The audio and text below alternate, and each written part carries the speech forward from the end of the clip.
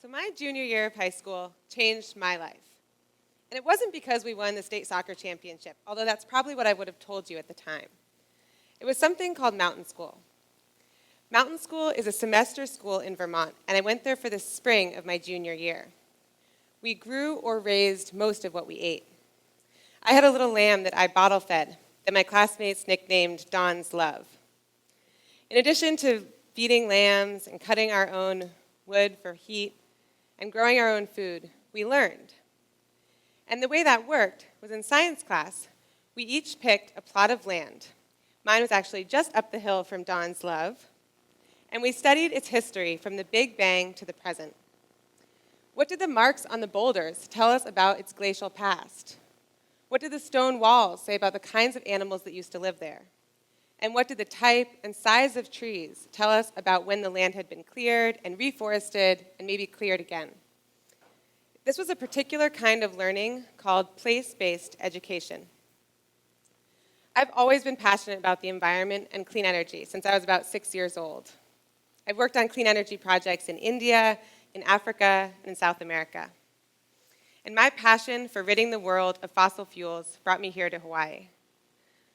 I've been dedicated to clean energy transformation in Hawaii for the past 8 years. This started in 2007.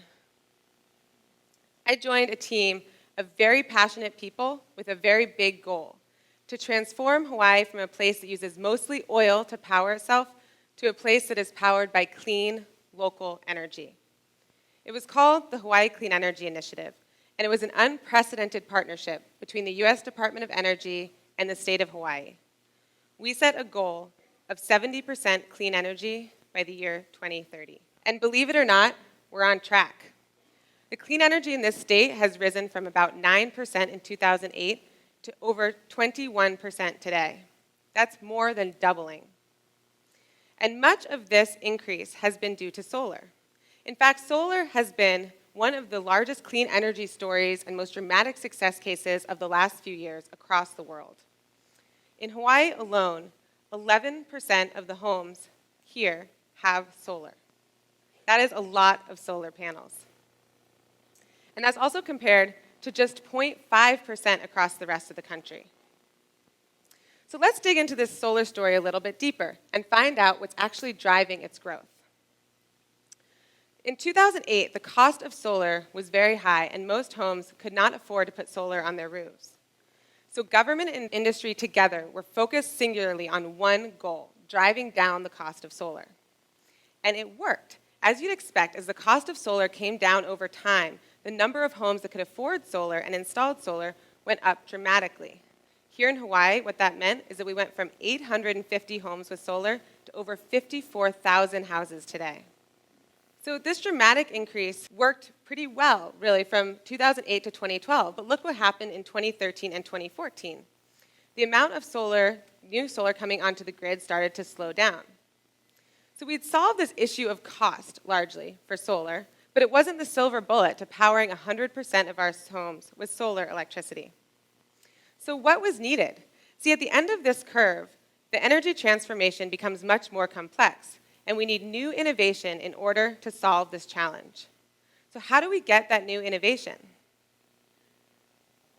I thought back to my time at Mountain School and the very strong impact that place-based education had on my life, and thought, maybe what we need is place-based innovation.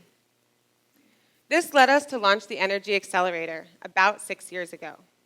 At the Energy Excelerator, we fund systems, approaches to solve specific problems in a specific place through innovation. So let's go back to the solar example and see how place-based innovation can help us. How can we use innovation to more effectively get to our 70% clean energy goal? So we start by looking at the sun. What do we know about the sun? Well, first of all, we know it only shines during the day. So what does it mean if we have a lot of solar in our system? What else are we going to need to make our system work, to make it effective? What we realized we need was energy storage. So at the Energy Accelerator, we selected a number of companies that could provide the most effective, cheapest form of energy storage that we could bring onto our system. And then we didn't stop there. We said, if solar succeeds and energy storage succeeds, what are all the other pieces of our system that these two things are going to touch? And it went all the way from buildings and transportation to water and agriculture. See, place-based innovation forces us to think about problems not as isolated dots on a map, but as an interconnected system. But this is not just about technology. At the end of the day, systems and places are about people.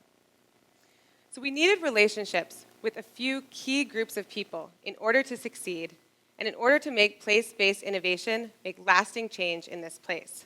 Here are the three groups. The first group is government. So government sets the policy framework, just like they had in the Clean Energy Initiative, and also takes risk on early-stage innovation. So for the Energy Accelerator, the Department of Energy, the State of Hawai, the Department of Defense, all joined with private partners and have committed over $40 million to fund the Energy Accelerator and to implement place-based innovation here over the last few years. The second group that we need to partner with and that we need on our side are incumbents.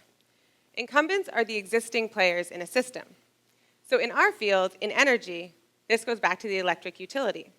The electric utility has access to almost all of the customers, and they also control almost all of the infrastructure.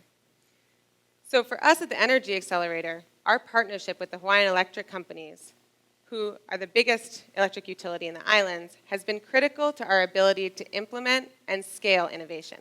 And the third group we need is innovators. Innovators are people who turn problems and challenges into opportunities. And our relationship with innovators is not limited to finding and funding 15 companies a year to work with to solve these problems. It's much deeper than that. It's about creating companies who have collaboration as part of their DNA, so that as our system changes, just as we saw with solar, our innovators can effectively change with it. This together creates a systems approach to innovation.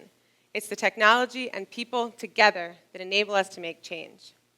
And what we've learned over the past few years is that this is a very powerful tool, and that place-based innovation enables us to solve complex systems problems.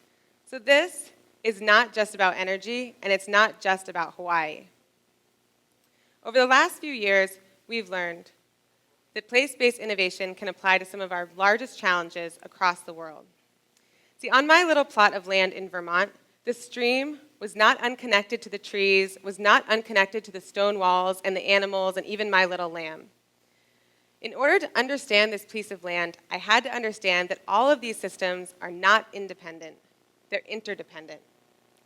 This interconnection applies to land, it applies to energy, and applies to many of the largest problems that our country and our society as a whole faces. In order to solve these problems, we need to remember one thing. When there is no silver bullet, there's only one thing we can do. It's to collaborate, to work together, and to think of all of our challenges as systems challenges.